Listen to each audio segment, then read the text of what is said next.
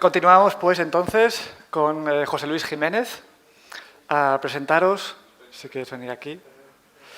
José Luis Jiménez es un investigador y escritor de Barcelona, a quien siempre le ha caracterizado la curiosidad y la meticulosidad de sus investigaciones y su trabajo. Su viaje de búsqueda personal se inició tras un fantástico y transformador viaje a Egipto, ya hace muchos años, ¿no? En el 93. Una experiencia de despertar de conciencia que le transformó la manera de ser y la manera de ver la vida, y le hizo interesarse por la historia ignorada, como dice él, la historia oficial que no se suele recordar, y cuyo resultado queda plasmado en sus libros publicados, que, por cierto, podéis encontrar todos, supongo, todos tus libros están ahí fuera, los podéis encontrar. Y entre los temas de los cuales es experto es sobre la interesantísima historia de María Magdalena, como esposa de Jesús y madre de sus hijos. Una versión muy distinta a la oficial y estoy seguro que mucho más cercana a la realidad. Entonces podéis encontrar ese libro pues ahí fuera. Hoy nos hablará de los descubrimientos sobre Atlántida, una de las civilizaciones que nos precedieron antes del diluvio.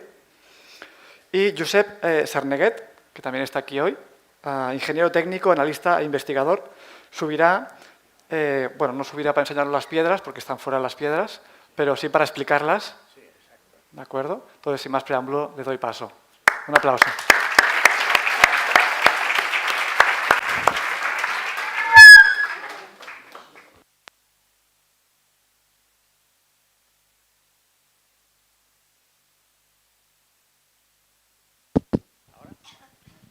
Sí. Buen día, buenos días. Como ha comentado Pepón, voy a hablarles sobre el continente perdido de la Atlántida y, bueno, espero que les resulte interesante. Voy a ir un poco rápido porque vamos mal de tiempo y la charla pues requiere que se explique bien. Vamos a ver, ponemos aquí. Bien, esta es la imagen que todos nosotros podemos ver del planeta Tierra en la actualidad, pero no siempre ha sido así. De hecho, aunque la Tierra tiene una antigüedad de 4.500 millones de años, desde hace 225 años, lo que sería el periodo pérmico, lo que eran los continentes o las placas tectónicas estaban prácticamente todas reunidas en una sola, que se conocía como Pangea.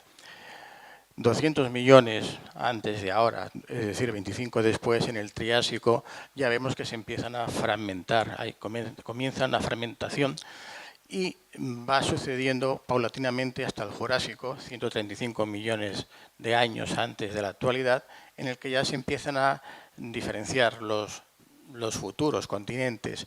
En el Cretáceo, es decir, 65 millones de años antes de ahora, ya vemos que se puede identificar perfectamente algunos de los continentes actuales. Vemos África en el centro, América del Sur, y ya abajo veríamos cómo es la actualidad. Pues bien, a partir de este mapa mundi de los continentes que hemos visto que se han ido transformando con el tiempo, podemos ver lo que ha ocurrido en el planeta también con los polos. Hace 55.000 años el Polo Norte no estaba donde está ahora. Podemos ver en esta imagen que se puede diferenciar que abarcaba desde el norte de Europa a la parte norte también de lo que sería la isla de Groenlandia. 12.500 años antes de ahora, el polo también cambió, volvió a cambiar y se situó en lo que era la parte norte de Canadá y prácticamente la parte sur de Groenlandia. Y en la actualidad, tal como está hoy día, vemos que el Polo Norte se encuentra al norte de Canadá, al noroeste de Groenlandia e incluso está cogiendo una parte de la estepa siberiana. Con la Antártida, es decir, el Polo Sur, ha ocurrido algo similar.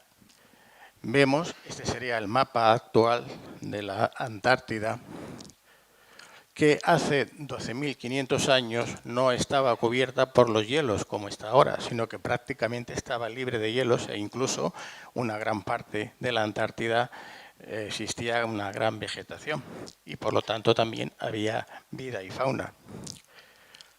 Curiosamente, en el año 1513 aparece una serie de mapas que se conocen como los mapas de Piri Reis, que era un almirante turco, el cual, mediante la información que recibió de un marinero que había ido con Colón, no a América, como nos dice, Colón iba buscando una isla que se llamaba Atlantis. Él descubre esta información y realiza una serie de mapas como este, en el que vemos que se refleja todo el contorno de la Tierra de la Antártida, que no se conocía entonces, aún no se había descubierto. Por lo menos nuestra civilización no la descubrió hasta el año 1819 y no fue hasta el 1950 que una expedición norteamericana realizó el primer mapa fidedigno. Pues bien, si tomamos este mapa de Piri Reis y lo superponemos sobre el mapa actual de la Antártida, vemos que prácticamente coincide. Y esto nos lleva pues, a plantearnos quién fue el que realizó este mapa, porque tuvo que hacerlo hace más de 12.500 años y además utilizar lo que hoy día sería una fotografía aérea. Es un misterio que de momento lo vamos a dejar aquí pendiente de resolver. La Tierra, como todos ustedes saben, tiene varios movimientos. Está el movimiento de rotación sobre su propio eje, que tiene una duración de 24 horas el día. Tiene el movimiento de traslación alrededor del Sol, que tiene una duración de 365 días, lo que es un año. Y luego tiene otros movimientos, pero el que más nos interesa conocer ahora es el que se conoce como la precesión de los equinoccios, que tiene una duración de 25.920 años. Y eso se produce porque el eje de la Tierra no está vertical perpendicularmente al plano del ecuador, como se podría pensar, sino que tiene una desviación, como ven en esta línea roja, de 23 grados. Esto produce una especie de bamboleo al girar la Tierra y este bamboleo es el que va a provocar que se forme, que recorra una circunferencia en la parte norte. Es como si ustedes cogiesen una peonza y ven que al moverse no gira directamente, no homogénea, sino que va bamboleando. Pues este bamboleo sería este movimiento de la precesión de los equinoccios y mientras va girando sobre sí misma va apuntando a lo que se conoce como las eras zodiacales, o también le podemos conocer como los signos zodiacales, los 12 signos. Es un dato que les dejo ahora porque luego vamos a ver que es muy importante para lo que vamos a explicar.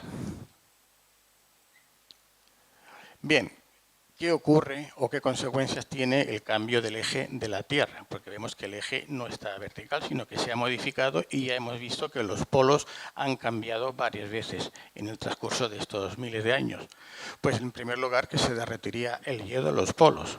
Cambia de lugar, el hielo se derrite, aumenta el nivel del mar y con ello pues, se producen inundaciones.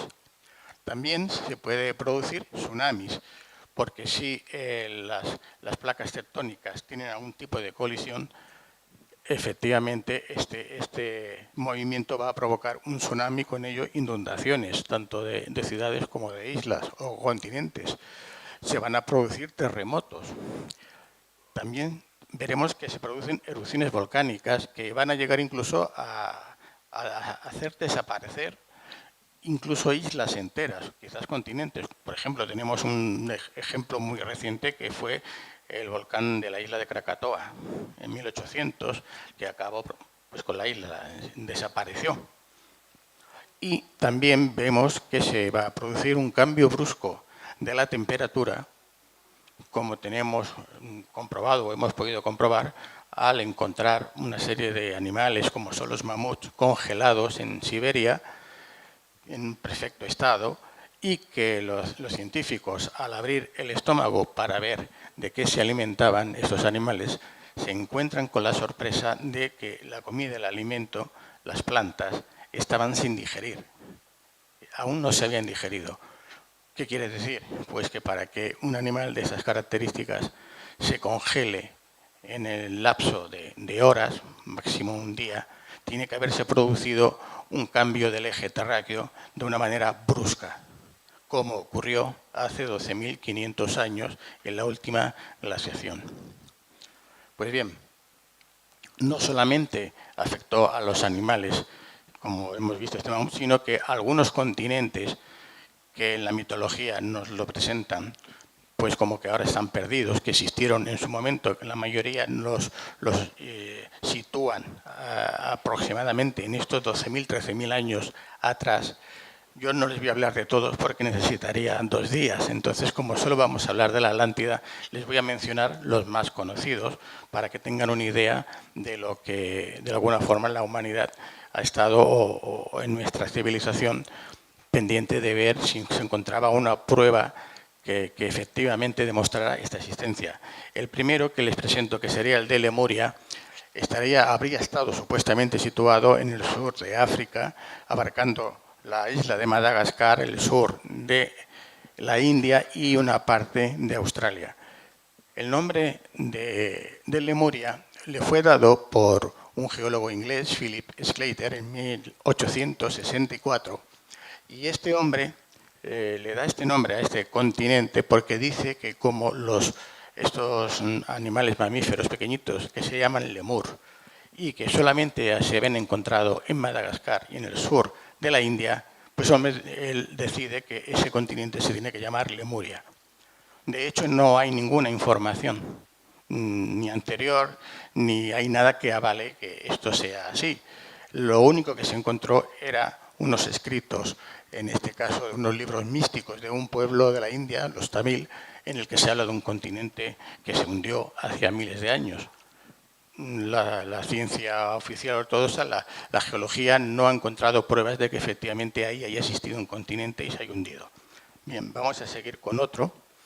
Es el de Mu. El continente de Mu le pasa algo similar al de Lemuria.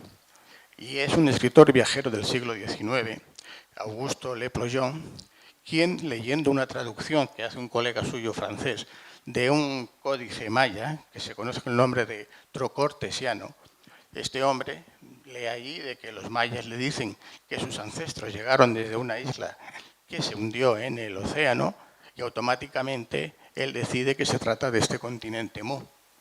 Años después se demuestra de que la traducción de este colega francés era errónea, pero ya se habían escrito muchos libros y la gente ya había leído mucho sobre el continente de Mu y parece ser que cobró vida. No existió tampoco este continente Mu. Sí que, en mi opinión, los mayas no se referían precisamente a Mu, sino a otro continente o a otra gran isla, que es la que se hundió y que efectivamente sus ancestros llegaron de esta, que sería la Atlántida, que es de la que vamos a hablar más adelante. Pero queda otro continente también mítico o mitológico del que nos habló o tenemos referencias inicialmente a través de Homero, que sería la Hiperbórea, el lugar donde habitaría el dios Bóreas, el dios del frío, el dios del hielo polar. Se hizo más famosa esta leyenda en la época del Tercer Reich, con Hitler y Himmler, que decían, o ellos pensaban, que la raza aria provenía de este continente y estaban obsesionados por encontrar una serie de artefactos y de objetos que les iban a dar poder. Sería muy largo de explicar, pero como no vamos a hablar de este tema, de este continente, vamos a pasar al que ya sí que nos interesa, que es el de la Atlántida. La Atlántida, al contrario de los otros continentes, sí que tenemos referencias escritas y tenemos incluso evidencias físicas de su existencia. La primera vez que tenemos constancia de la Atlántida es a través de Platón, filósofo griego, que en el siglo IV antes de Cristo, en unos escritos que se conocen como el diálogo de Critias o del Timeo, él narra una historia que le cuenta Critias que había escuchado a su abuelo, que a la vez era amigo de Solón, un legislador ateniense, que en el siglo VI a.C. él se desplazó hasta Egipto, concreto a la ciudad de Sais, y allí en el templo de Sais los sacerdotes le explicaron que él no conocía prácticamente nada de sus antepasados, los atenienses, ya que hacía 9.000 años que se había producido un enfrentamiento de los atenienses contra un ejército muy poderoso que vino de más allá de los mares para conquistar Grecia y que no lo consiguió.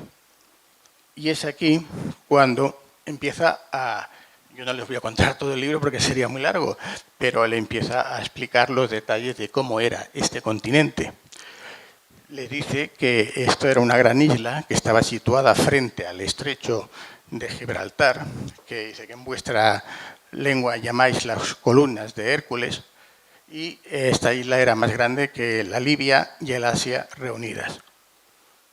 Han pasado 9.000 años después de la guerra, que según dicen se suscitó entre los pueblos que habitan más acá, se estaba refiriendo más acá del estrecho de Gibraltar, es decir, Grecia, y más allá de las columnas de Hércules. Pues bien, las columnas de Hércules en la edad de los griegos se referían al peñón de Gibraltar, en la península ibérica, y al monte Hacho, en la ciudad de Ceuta, en África.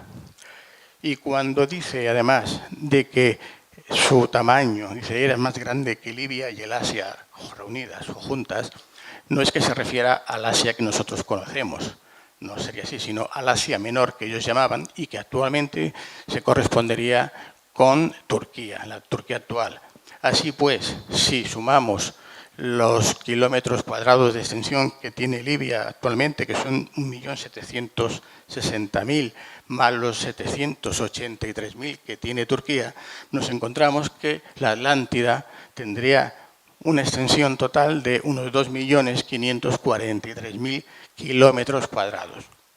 Bien, no me voy a extender mucho en descalificar otras hipótesis, pero basta observar la imagen de la Atlántida en el lugar que estaba situada en mitad del Atlántico, entre Europa, África y América, ver el tamaño que tiene y veremos que las teorías que propugnaban que la Atlántida se encontraba en la isla de Santorini, que fue destruida también por un volcán, pero esto fue 900 y pico años antes de Cristo, no eran 9.000, no cabe ni siquiera en todo el mar Mediterráneo. Por lo tanto, ya es imposible que se trate de la Atlántida de la que nos habla Platón. Si la queremos situar en el Golfo de Cádiz, en la zona que se descubrió hace poco, unas ruinas, unos restos, en este caso del pueblo de la civilización de los tartesos, pues tampoco, porque es mucho más grande incluso que España. No, ya por lógica vemos que no puede ser. Si la queremos situar en el lago Titicaca, como algunos han dicho, pues mucho menos. En fin, la Atlántida de Platón es la que tenemos aquí y es la que nos coincide con los datos que él da, porque es la información original que nos llega. Ahora veremos lo que Platón nos cuenta, cómo es la orografía de esta gran isla. Nos dice que tiene una capital en la parte sur, que se conoce con el nombre de Poseidonia, y en la parte norte una serie de montañas muy elevadas, muy altas. Y empieza a dar una serie de descripciones de la civilización que hay, de las tecnologías muy avanzadas para aquel tiempo y que posiblemente veremos que quizás hasta para nuestra actualidad. Y hace una descripción. Aquí vemos un dibujo de lo que describe Platón. Se trataría de una especie de 3 islas circulares, concéntricas, rodeadas también por 3 canales de agua del mar. Desde el mar se accedía al interior de la isla, de la ciudad, por un canal subterráneo en el que accedían las naves trirrenas de los griegos, hasta el primer canal de mar. Esta distancia inicial, original, era de unos 9 kilómetros, para que se hagan una idea. En este primer canal es donde se encontraban los astilleros y las dárcenas, es decir, los muelles de carga y descarga. Pasando la primera muralla, que por cierto, cada muralla veremos que está realizada de un material distinto, luego comentaremos ahora, pues nos encontramos ya que estaban los cuarteles de los soldados y el hipódromo.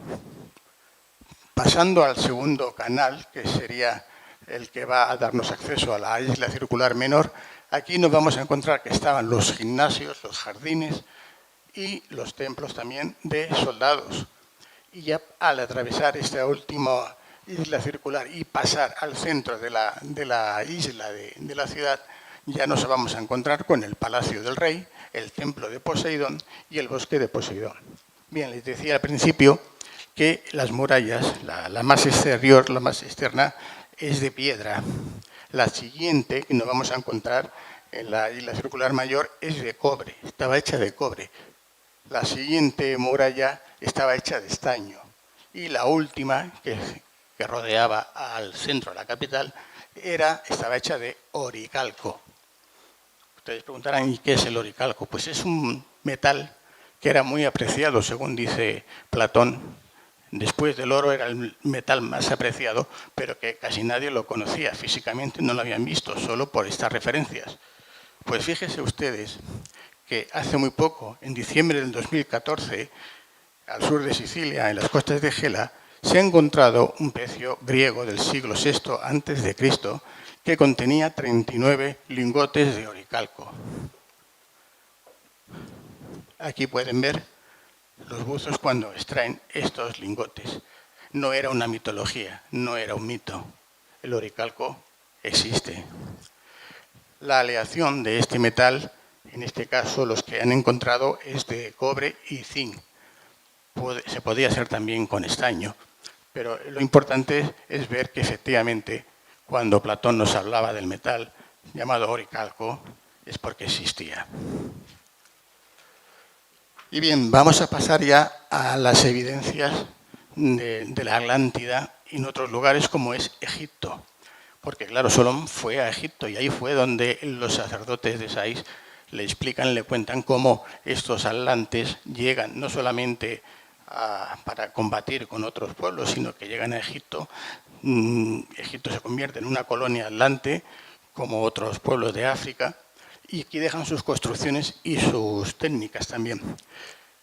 Podríamos decir, y yo casi me atrevería a afirmar, que las murallas, las pirámides, la esfinge y algunos de los templos que ahora veremos fueron construidos por los atlantes, no por los egipcios. Los egipcios en esta época, en esta datación que la egiptología oficial les otorga, primero que no conocían el hierro ni la rueda, pero es que vamos a ver que la datación es muy anterior. La gran pirámide de Giza, que también se le conoce como la pirámide de Keops, del faraón de la cuarta dinastía, no fue construida por ningún faraón ni era ninguna tumba, como la arqueología y en este caso la egiptología oficial nos quiere hacer creer. De hecho, nunca se ha encontrado ninguna momia de ningún faraón en ninguna de las tres pirámides, las grandes pirámides de Giza. Pero si ustedes ven, no voy a extenderme porque no tendría tiempo para explicarles la construcción y lo que contiene, pero si vemos un plano del interior de la pirámide, veremos que eso no se asemeja a ninguna tumba. Es más, tiene la impresión de tratarse de algún aparato, de algún mecanismo. Yo me atrevería a decir que incluso podría tratarse de un transformador, amplificador y emisor de bajas frecuencias. Antes hemos oído hablar de la resonancia Schumann, pues precisamente para eso serviría, para amplificar, en este caso, este tipo de, vamos a llamarlo, de frecuencias, como se conoce como ELF, que son extremadamente de baja frecuencia, sobre el espectro electromagnético de la Tierra. Nikola Tesla, que también se ha comentado anteriormente, él ya la descubrió y la iba a utilizar como base de sus experimentos para transmitir energía y electricidad sin cables. Bueno, hoy día ya todos tenemos, la mayoría tenemos móviles, celulares, tenemos aparatos de frecuencias muy bajas, tenemos microondas, en fin, todo esto ya se conocía anteriormente. Esta es una imagen para que ustedes vean el funcionamiento de la resonancia Schumann entre la superficie de la Tierra y la ionosfera. Muy bien, siguiendo con las construcciones en Egipto, nos vamos a encontrar con la esfinge. La esfinge, aunque digan que es de Kefren no la construyó tampoco. y ni siquiera se parece a Kefren. Pero bien, es una construcción de una sola pieza de 20 metros de alto por 19 de ancho y 74 de largo. De una sola pieza.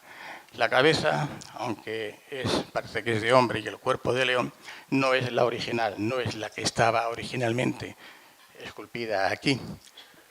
Ahora explicaremos por qué.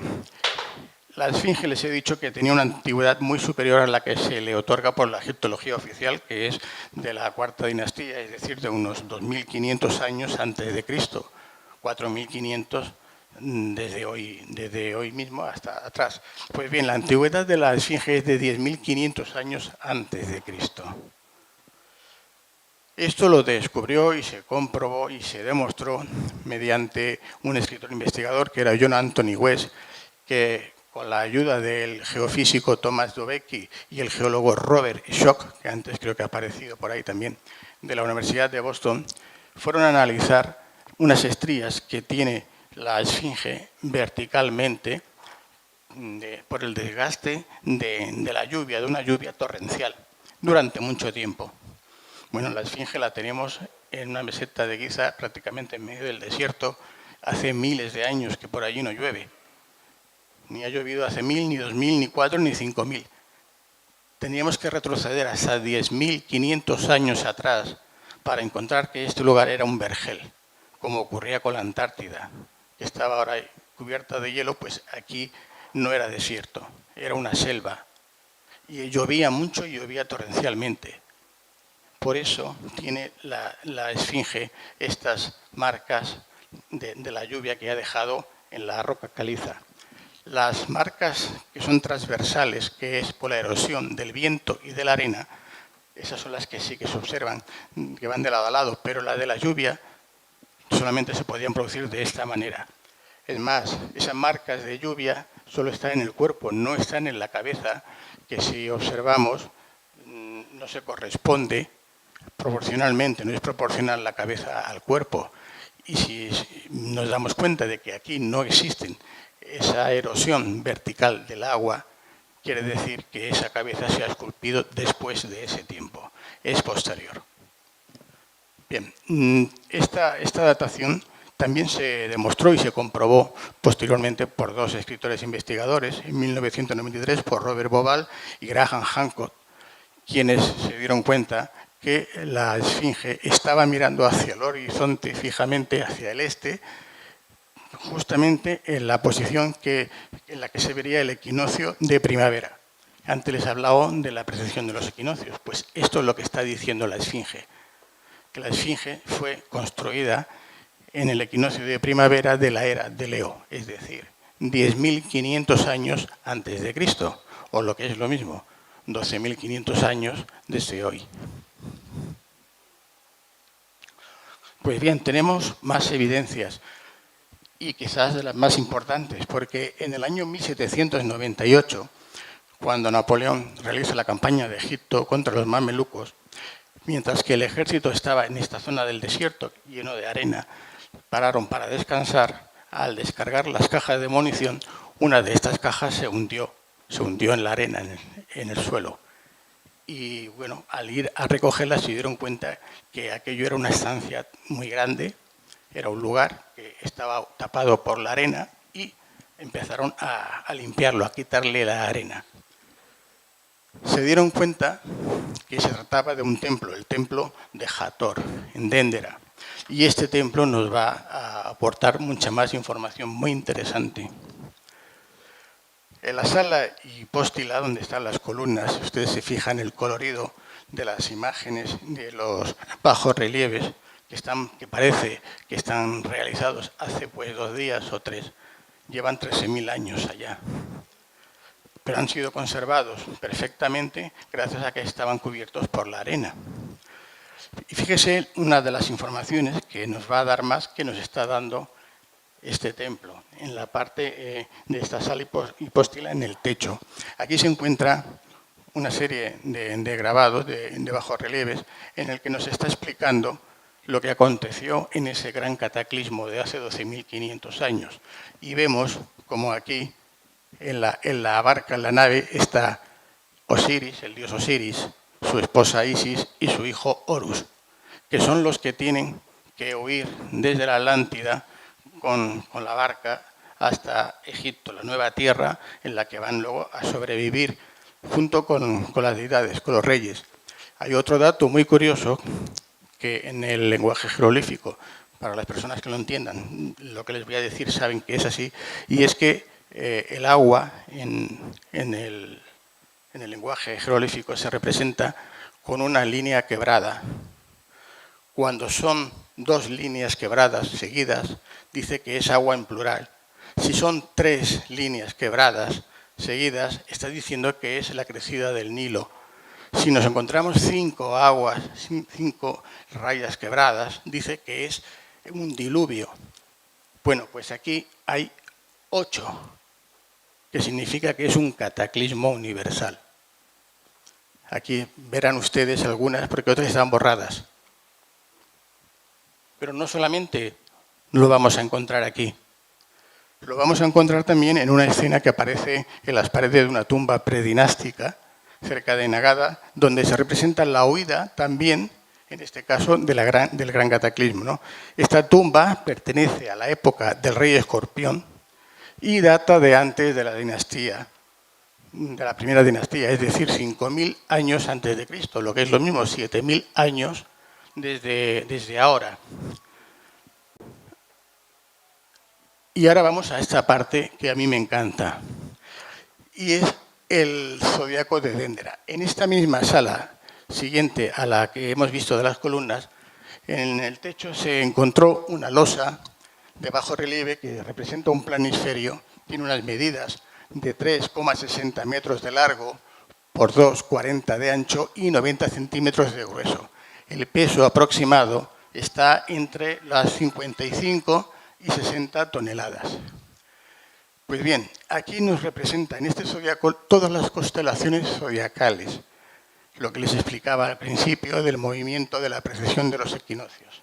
Y efectivamente, gracias a esta información, nos va a decir la fecha exacta del cataclismo de la Atlántida, que es la que ya hemos visto con anterioridad, la era de Leo, es decir, de hace 10.500 años antes de Cristo.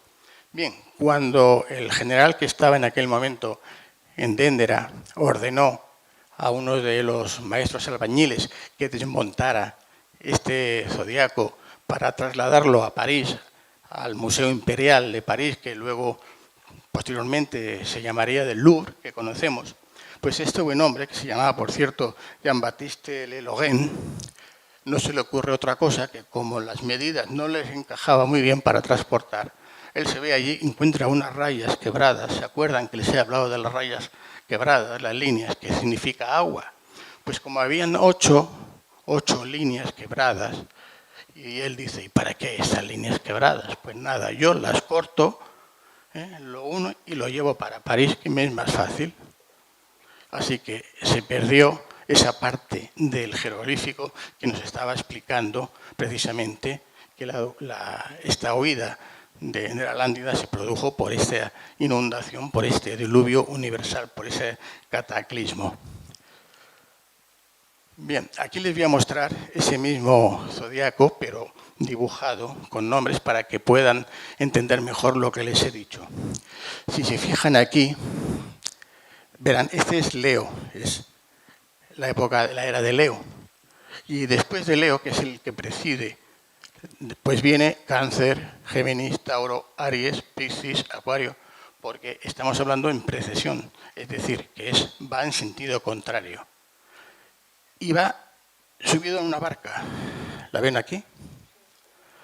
Pues esto es lo que está diciendo, que en la era de Leo, es decir, 10.500 antes de Cristo, en esa era se produjo el cataclismo, el hundimiento de la Atlántida. Bien, podemos ver incluso que el movimiento de la precesión de los equinoccios, ya antes les he hablado, pero para que sepan, por ejemplo, que la era zodiacal es de Leo, estaríamos en los 10.000 años antes de Cristo, la edad de Cáncer 8.000 antes de Cristo, Géminis 6.000 antes de Cristo, Tauro 4.000 antes de Cristo, Aries 2.000 antes de Cristo, Piscis es cuando llega Jesucristo, cuando aparece, es a partir de Jesucristo que llega Piscis, y en el 2012 que habrán escuchado mucho hablar de las profecías mayas, etcétera, que se iba a acabar el mundo, ¿no? Es que pasábamos a otra era. Pasábamos a la era de Acuario, que es la que acabamos de estrenar, aún estamos aquí, ¿no? Y es la actualidad, la era de Acuario. Bien. Pues surge un debate en París cuando se lleva este zodiaco, porque hay unos grupos de sabios, de intelectuales, que, como siempre ocurre, no se ponen de acuerdo. Así, el primer grupo, que era el del clan de Cuvier y Monge, ellos afirmaban que los relieves y las pinturas del templo eran griegos y que habían sido datados en el siglo II a.C. y, en consecuencia, que no tenían nada de egipcio. Bueno, ustedes los han visto. Yo no sé estos señores cómo lo miraron, pero efectivamente eso es egipcio, por todo lo que explica. El segundo grupo, que era el de Jean-François Champollion, pues este afirmaba que las 12 constelaciones que están sobre el zodiaco en relación con Sirio, Orión y los planetas, su emplazamiento efectivamente se establece con referencia a las estaciones egipcias y no a las griegas. Es decir, que la antigüedad hay que datarla en 2000 años de Cristo y no en 200. Pero aparece el tercer grupo, el que tenía idea de lo que decía, porque no en vano eran astrónomos del equipo de Charles Dupuis, y estos le replican y dicen, no, todos ustedes están en un error, porque todas las constelaciones están conducidas por la de Leo, como hemos visto, efectivamente es así, que está sobre una barca. En esa época el Sol estaba en la constelación de Leo, por tanto, es el cielo de hace 12.000 años, no 2.000 ni 200. Pero aquí, como dice el refrán, con la iglesia hemos topado. Llegó el arzobispo de París, Monseñor Affray, e intervino en la disputa y los amenazó diciéndoles que los iba a excomulgar, como mínimo de entrada, si seguían manteniendo esa tesis de que la antigüedad del zodiaco era de más de 12.000 años. ¿Y por qué dice este señor esto? Porque, claro, se enfadó diciendo que, según la Biblia, el mundo había sido creado 4.000 años antes de Cristo y Adán tan solo 3.000 antes de Cristo, y que, por lo tanto, no se podía consentir la tesis de los astrónomos. Claro, ¿quién va a contradecir? Si ellos dicen que Dios creó el mundo hace 5 o 6.000 años, como tú vas a decir que ahí existían hombres y monumentos hace 15. No puede ser, ¿no? Pues bien, puedo decirle que François Champollion incluso estuvo retirando un libro que había publicado, ya no le digo de 12.000, pero simplemente de 4 o 5.000 años atrás, anterior a Cristo, dijeron que no, lo tuvo que retirar por los problemas siguientes. Y bueno, hoy día aún se sigue datando los monumentos egipcios de Egipto según la datación de este arzobispo de París. Podríamos hablar de estos descubrimientos que se han estado haciendo, que son muy anteriores, y las autoridades egipcias, sobre todo antes se ha mencionado al señor Hawass, pues parece ser que siguen con esta línea del arzobispo de París. Esto explica por qué no se conoce por el público en general todos estos descubrimientos.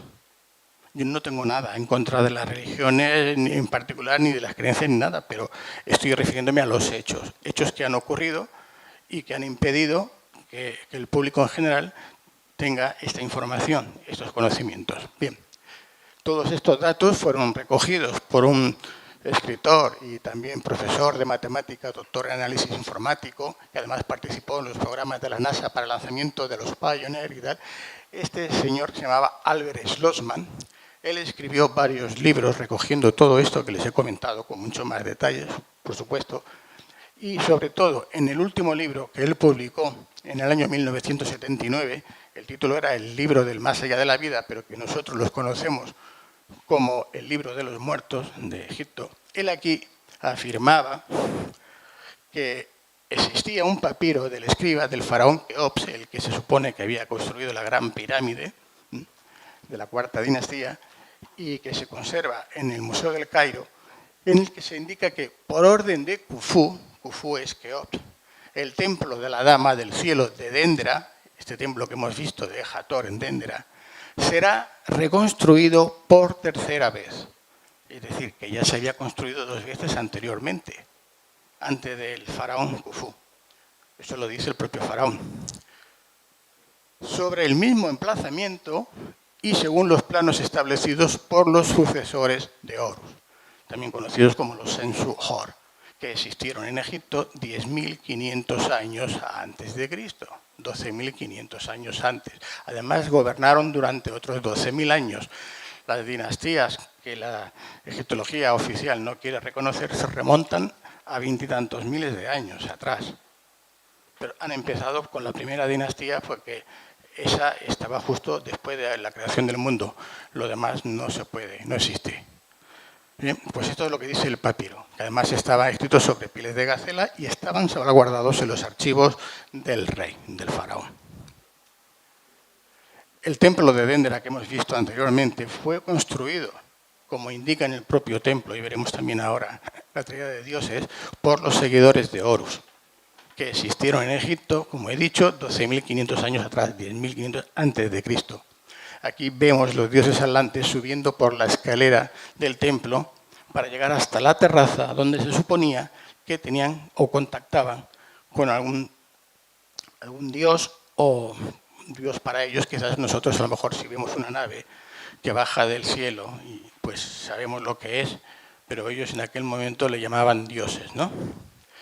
Bien, no me voy a alargar más, le voy a pasar un par de datos referente a algunas de las vamos a decir, de sorpresas, por llamarlo de alguna manera, que nos encontramos en este templo, como son un par de lámparas de bombillas incandescentes que, como pueden ver aquí, tienen su filamento interior, el cable que conecta con una especie de dinamo o de alternador, o en este caso un generador de energía. En esta otra imagen quizás lo vean mejor también. Y aquí tienen la ilustración de cómo funcionaría estas bombillas. Estamos hablando de 12.500 años antes de Cristo. Esto explica por qué en ninguna tumba de los faraones o de las pirámides o donde tuvieran que escribir o dibujar esos dibujos tan bonitos que hemos visto con ese colorido, no hay ninguna sola brizna de tizón, de humo. Están todo limpio. Se supone que se iluminaban con antorchas o con candiles de aceite. Eso sale humo y se mancha el techo. Pues no, esta es la respuesta. Utilizaban la electricidad. Bien. Cuando tienen que huir de la Atlántida, no solamente llegan a Egipto. Hay otra parte que va incluso a América, llegan también parte de Europa. Pero las pruebas que hemos encontrado, que nos hablan de estos seres, de estos dioses, es en Tiwanaku, en Bolivia. En estas construcciones que ustedes ven aquí, cuando llegaron los conquistadores españoles y les preguntan a los nativos que quién había construido estas maravillas, como tienen aquí, incluso aquí podríamos ver la representación de su dios. Pues, como les digo, ellos les contestan que fueron sus dioses. Aquí tenemos uno de sus dioses. Hacía 13.000 años. Ellos no saben construir eso. Se lo encontraron ya porque lo construyeron sus dioses. Aquí tenemos un fotograma de un documental que emitió el canal de Historia cuando estuvieron investigando y encontraron una especie de moldes en las rocas, en las piedras, que eran rellenados con una pieza de hierro. Ahora la veremos. Esto es lo que hacía que estos bloques que vemos que son colosales estén tan perfectamente unidos que no puede pasar ni siquiera una hoja de papel entre medios de ellos. Y este es el hierro que encontraron dentro de estos bloques. Y estamos hablando de 13.000 años antes de Cristo, que no se conocía el hierro. Pero es que este hierro se tenía que fundir en una fundición allí mismo cercanamente.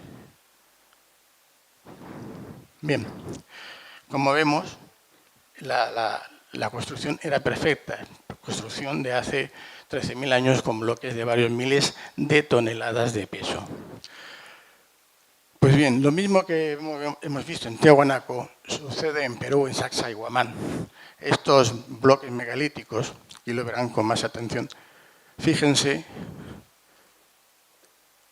estos son miles de toneladas, algunos de estos. Es perfecto, se encajan perfectamente diferentes, no importa, son piezas que encajan perfectamente. ¿Cómo se construyó? Hace 13.000 años. ¿Quién lo hizo? ¿Cómo? La ciencia oficial, pues bueno, como pasa con las pirámides, con cuerdas, esclavos tirando de unos palos y bueno, claro, no te ríes porque dices, bueno, por respeto, pero Me están tomando el pelo, ¿no? Bien. Antes también se habló de Teotihuacán en México. Aquí tenemos pirámides y estas pirámides efectivamente, que no son tumbas, no es para enterrar a ningún rey ni a ningún muerto, son centros también de energía. Están imitando a las pirámides que hemos visto en Egipto, que son las que construyeron los atlantes, y en este caso son los descendientes de estos atlantes que llegaron a América y que vamos a ver por qué lo decimos. Tenemos también la similitud, en este caso de los mayas, con el zodiaco de Dendera. Este es el calendario maya y si lo comparamos con el zodiaco de Dendera, vemos que sí es una similitud tremenda. Es una forma muy parecida de contabilizar los días del calendario. Por lo tanto, no es disparatado decir que comparten el mismo tronco los mayas y los egipcios. Pero no se acaba aquí.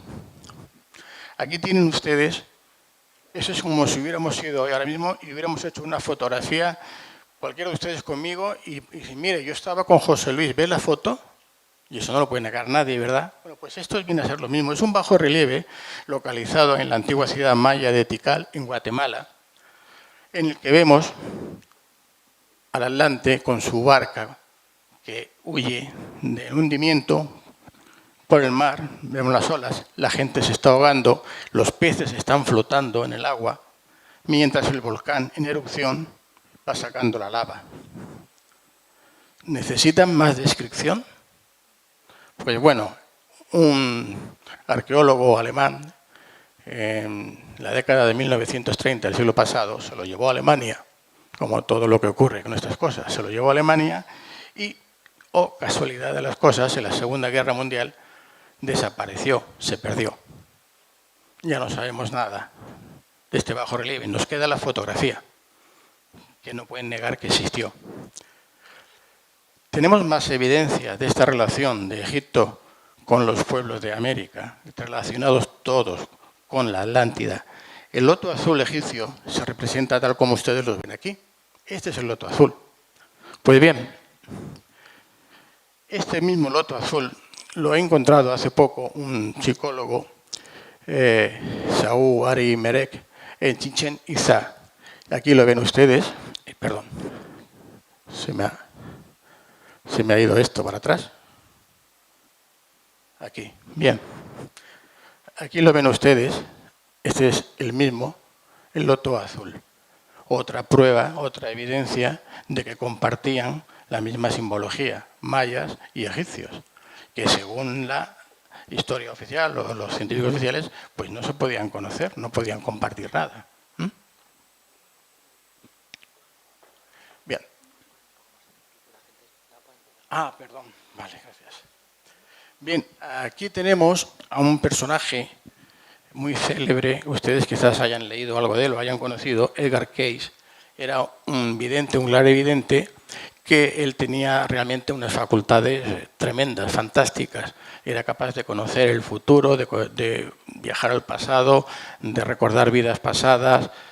Curó a muchas personas de enfermedades porque sabía lo que les ocurría y cómo las tenía que medicar. Pues bien, este señor en la década de los años 20 hasta los 40 del siglo pasado, de 1900, escribió un libro, pero aunque llegó a escribir como 14.000, él le llamaban lecturas, muchas de estas, como 2.000 y pico, se referían a la Atlántida.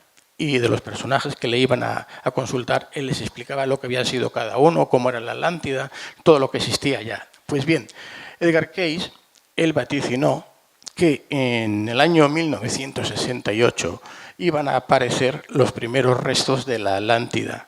Y dijo, ¿dónde? Dijo, en Bimini. Pues bien, fíjense ustedes, Bimini, que lo tienen aquí, en las Bahamas, precisamente en el año 1968 llegan dos pilotos de la Segunda Guerra Mundial, Trigo Adams y Robert Brush, y encuentran esta calzada de estos bloques megalíticos en esta parte de Bimini, que ahora se conoce como la carretera de Bimini. Pero no van a ser solamente estos dos señores. Aquí tienen varias imágenes de este lugar, para que vean cómo es.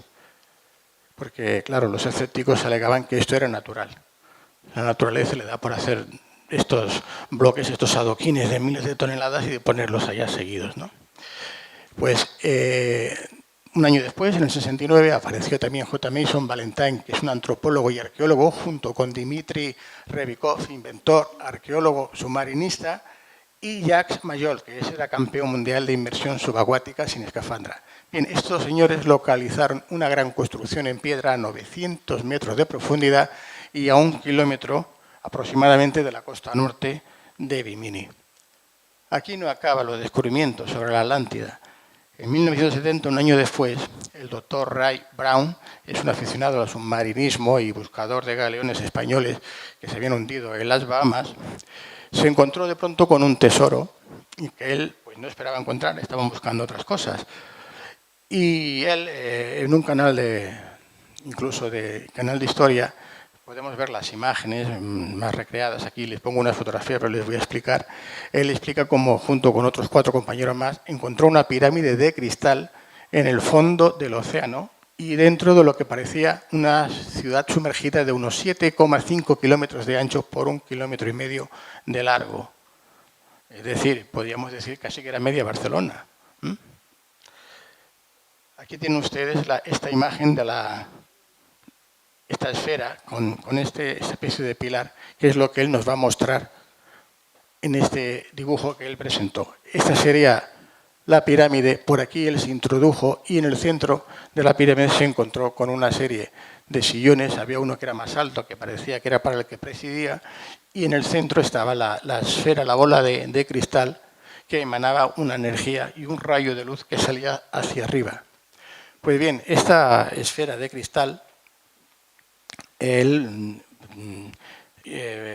públicamente, y además fue grabado en directo por este canal, muestra, aquí es una fotografía, pero en el vídeo se ve cómo la esfera de cristal atrae a otros metales, a varillas de hierro, etc.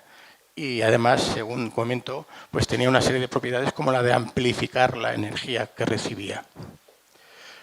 Pero tenemos más evidencias de ruinas que se han encontrado en esta zona. En el 2001 es una ingeniera naval, Paulina Zalitsky, y su esposo, Paul Wayne-Zweig, que son propietarios de una empresa de comunicaciones de Canadá. Ellos estaban haciendo una inspección junto con el gobierno de Cuba de esta zona que se conoce como Guanajacavives, en la provincia de Pinar del Río de Cuba.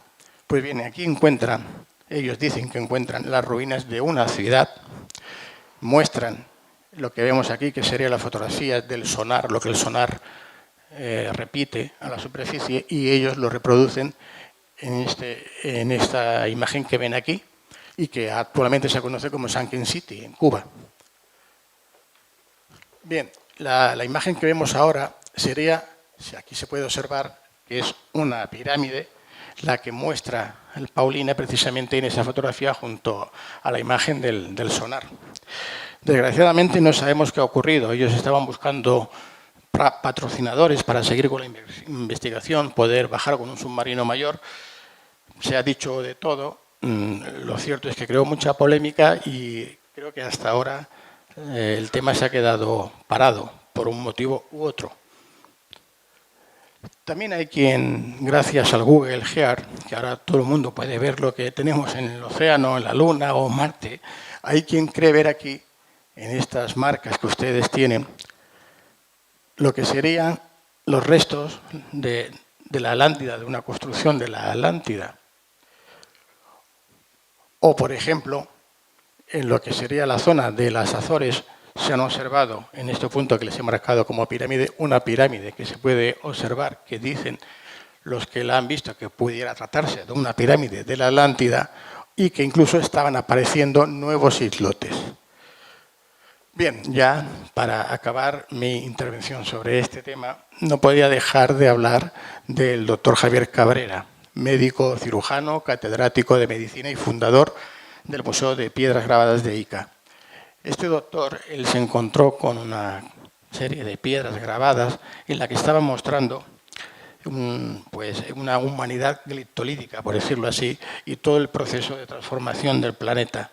En este libro que él escribió, El mensaje de las piedras grabadas de Ica, muestra estas imágenes y las va explicando. Yo simplemente les voy a mostrar ahora algunas de estas imágenes que hacen referencia a los continentes antiguos que el doctor Cabrera incluso llega a identificar.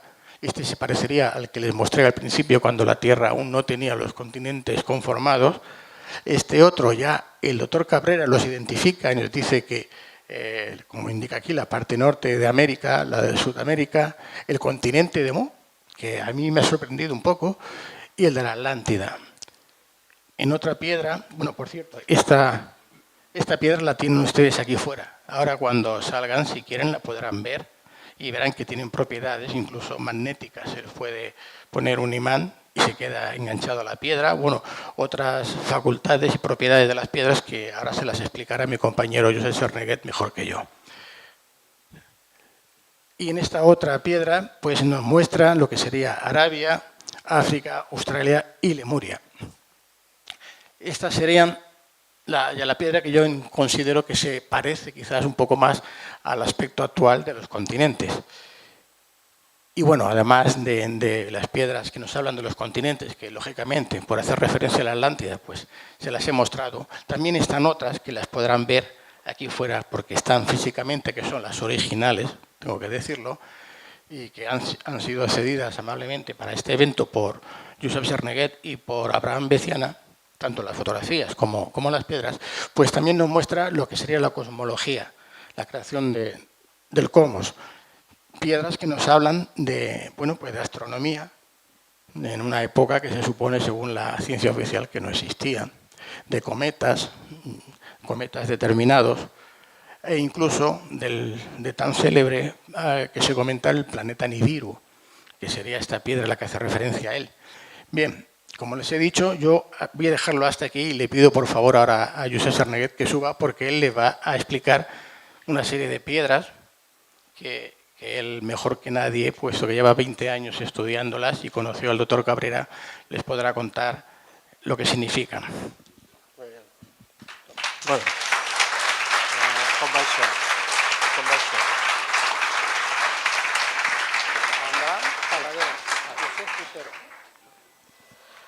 buenos días a todos.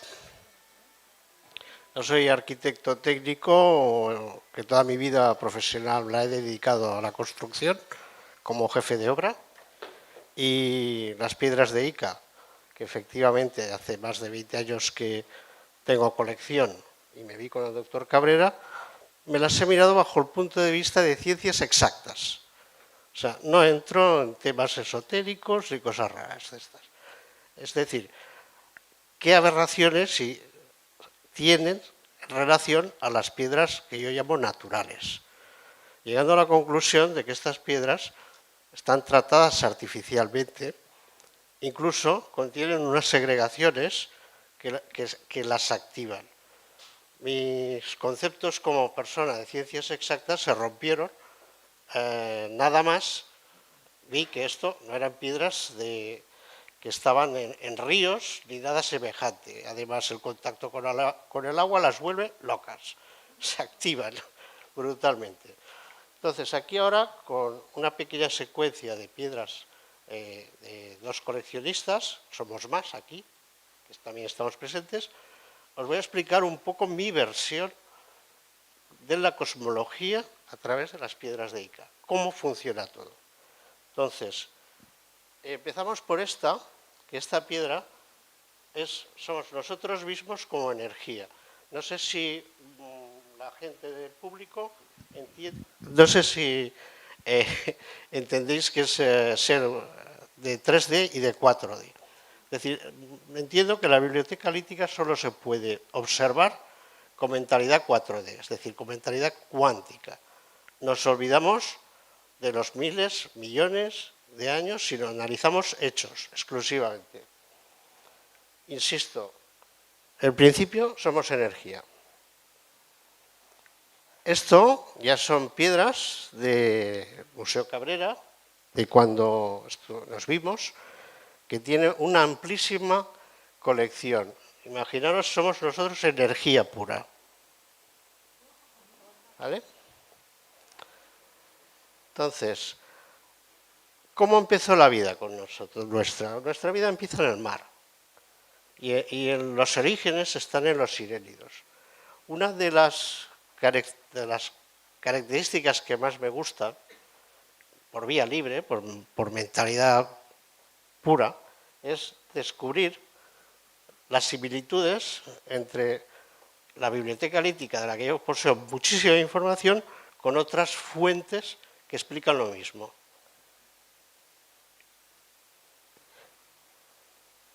Por ejemplo, esta es la piedra que yo llamo del Génesis, que es como tener todas las formas de vida que se están analizando, que se crearán en el planeta. Nosotros, en el fondo, somos un laboratorio biológico del cosmos, así de claro.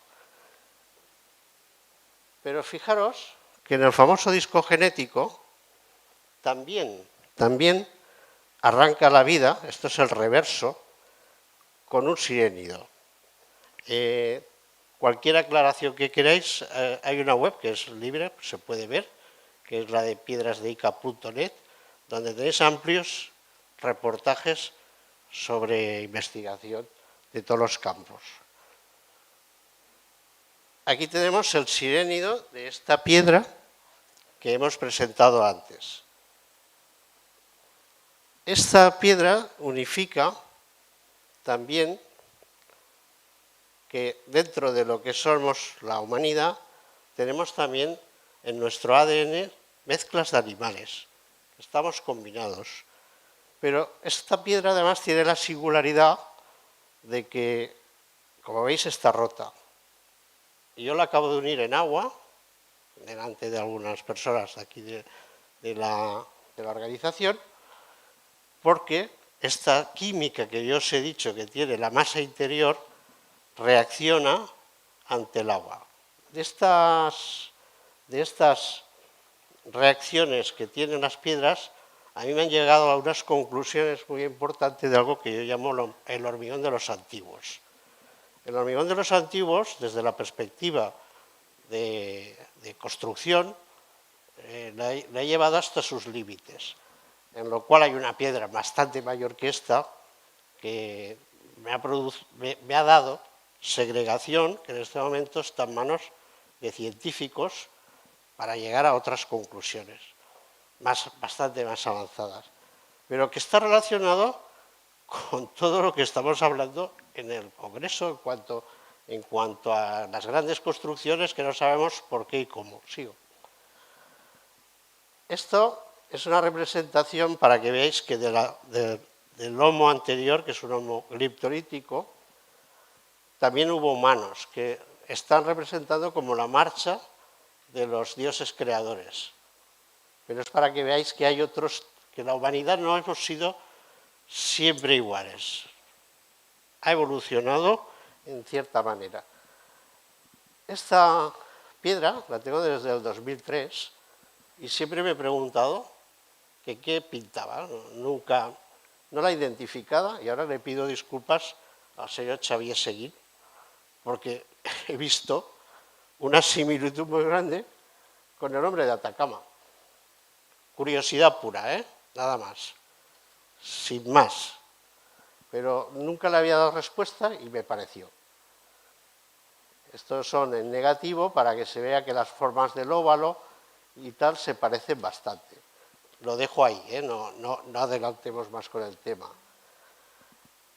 Las piedras de continentes que ha hablado José Luis, esta es la que tenemos aquí en la exposición y os voy a hablar de unos cambios a partir del año 2000. Yo me vi con el doctor Cabrera en el 99.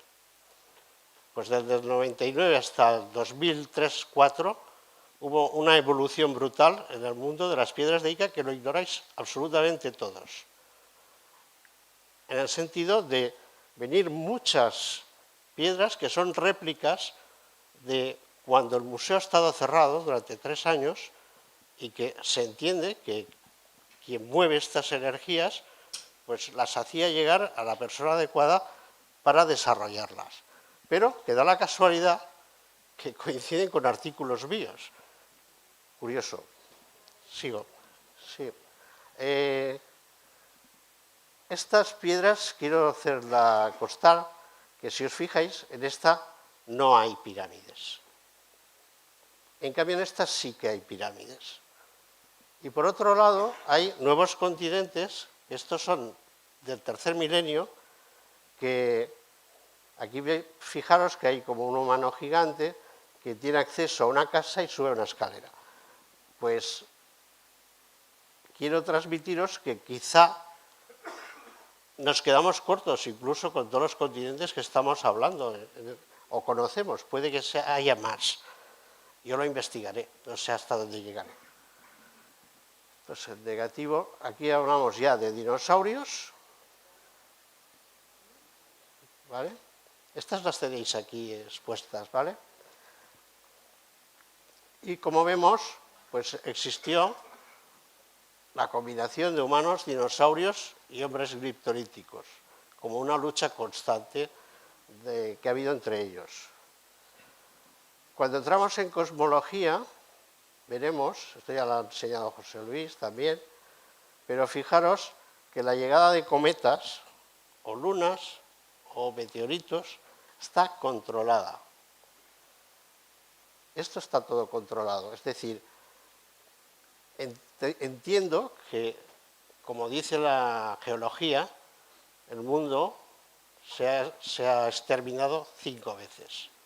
Es decir, ha habido 5 veces que hemos sido humanos diferentes y ahora estamos unificados, pero justo al revés de como lo explican. O sea, nos creemos que estamos evolucionando y estamos creciendo. Fuimos muy grandes al principio, cuando éramos energía pura, pero nos la limitaron y ahora estamos en una época de cambio y de evolución. Esta piedra, sí, es de operaciones, es espectacular, en relieve, la tenéis fuera. Y esta es una piedra que explica todo un ciclo evolutivo. Si os fijáis, al final aparece un humano que entenderíamos que sería como de Lemuria o Atlante o algo similar. Este humano es de una época más evolucionada que nosotros, con más poder. Pero lo que es ya extraño es que ese poder lo puedas fotografiar, que te salga fotografiado. Esta fotografía es de mi propiedad y hecha con una cámara de cliché, a la antigua, o sea, no es digital. Y aquí vemos el dios Sol, que es la comunicación que se ha establecido entre los creadores y nosotros. Como indica la piedra, la anterior es una réplica que me llegó después de escribir un artículo, y en esta veis que la comunicación está marcando que el pensamiento, la intuición, se envía al dios Sol central, cae sobre un elemento que es como una pirámide y vuelve a revertir a los humanos. Eso la gente que hemos ido a muchos puntos telúricos sabemos que venimos cambiados. Se nos ha activado un chip que no sabes por qué, pero ese chip te abre nuevas puertas. Somos un 3,5%, no más. Esta está relacionada ya con Nazca. Este es el cóndor, pero con seres humanos al entorno de él, que indica que también nos está marcando Nazca nuestra evolución. Este es el cóndor de verdad, de Nazca. Voy muy rápido, lo siento, pero es así, me obliga. Esta piedra también es del cóndor, pero yo la asocio a la constelación del cisne, en unas investigaciones que descodifico Nazca. Esto es un colibrí de palpa, muy extraño, que tiene, hay quien ve en la cabeza una cara y hay quien ve un avión. Esto es un manuscrito que yo hice justo el día que el doctor Cabrera se murió. Ese manuscrito lo hice y lo grabé ese mismo día en el ordenador, en el que no sé por qué me comprometí a descodificar Nazca. Durante años me pregunté por qué. Este es el bono de Nazca, que es la clave, Pero, curiosamente, esa promesa del día que falleció el doctor Cabrera se plasmó en una investigación bastante importante, que os recomiendo que os la leáis de la web, eso es gratis, el conocimiento es gratis, para Hablando en Plata, que podéis ver que hay bastante documentación de ciencias exactas.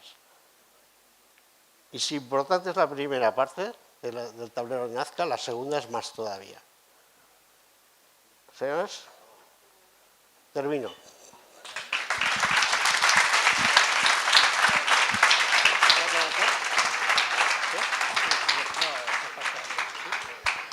Al final del Congreso, como habrá una mesa de debate, si a alguien le ha quedado algo pendiente por preguntarnos, como hemos intentado ir lo más rápido posible, ya que vamos con retraso, pues intentaremos responder a esas preguntas. Y las piedras, como ha dicho José, las tienen aquí fuera, pueden verlas, y todas las que hemos estado exponiendo están aquí. Muchas gracias a todos.